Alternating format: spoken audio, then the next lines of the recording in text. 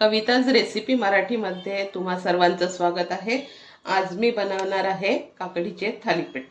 त्यासाठी मी घेतलेले आहे 3 काकड्या मध्यम आकाराच्या, किसून घेतले आहे आणि त्यामध्ये टाकायसाठी घेतलं आहे साहित्य 1 वाटी गव्हाचं पीठ, अर्धी वाटी ज्वारीचं पीठ, 2 चम्मच बेसन, 1 कांदा बारीक चिरून, कोथिंबीर बारीक चिरून, जिरं, ओवा, 2 चम्मच तीळ आणि 3-4 हिरव्या मिरच्या बारीक चिरून आणि आपले बेसिक मसाले। आता आपण हे सगळे साहित्य एकत्र करून घेऊया। त्यासाठी मी सर्वात पहिले याच्यामध्ये टाकणार आहे गव्हाचं पीठ 1 वाटी, अर्धी वाटी ज्वारीचं पीठ आणि 2 चम्मच बेसन आणि 1 बारीक चिरून घेतलेला कांदा, कोथिंबीर, जीरं, ओवा थोडासा क्रश करून, 2 चम्मच तीळ आणि बारीक चिरलेली हिरवी मिरची। आता मी याच्यामध्ये टाकणार आहे आपले बेसिक मसाले। त्यामध्ये मी अर्धा चम्मच हळद, 1 चम्मच किंवा त्यापेक्षा थोडा कमी जिरा धने पावडर आणि 1 चम्मच तिखट, थोडं जास्तच टाकते, तर आम्हाला तिखट आवडते, आणि मीठ चवीनुसार। आता हे सगळं आपण छान असं मिक्स करून घेऊया।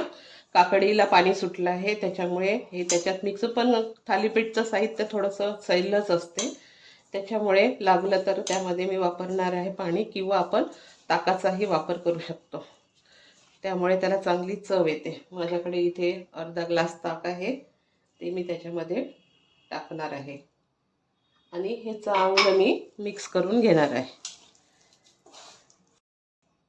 आता हे आपलं छान मिक्स करून झालेलं आहे। आता आपण याचे थालीपीठ बनवून घेऊया। आता थालीपीठ बनवण्यासाठी मी गॅसवरती ठेवला आहे तवा गरम करायला। तवा बऱ्यापैकी गरम झालेला आहे। मी त्याच्यावरती टाकून घेणार आहे तेल।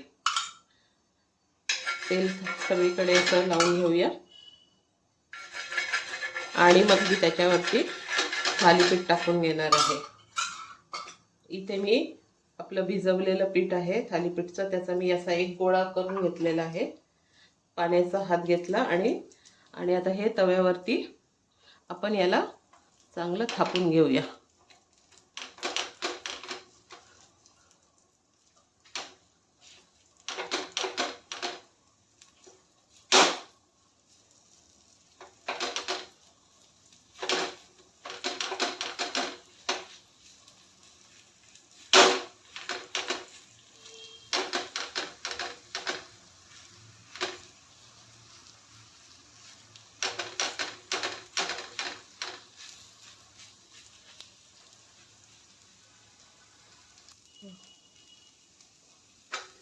आता हा एक साइडनी चांगला झालेला आहे। आता आपण याला पलटवून घेऊया।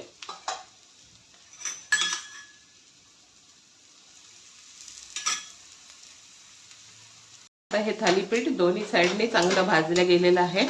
आता आपण याला काढून घेऊया आणि असेच आपण 1-2 थालीपीठ बनवून घेऊया। अशा तऱ्हेने आपण आता दोन्ही साइडनी चांगले खरपूस भाजून घेतलेले आहेत आपले थालीपीठ, आणि आता हे खाण्यासाठी तयार आहेत। हे काकडीचे थालीपीठ हे आपण दह्यासोबत, सॉस सोबत, कशासोबतही खाऊ शकतो।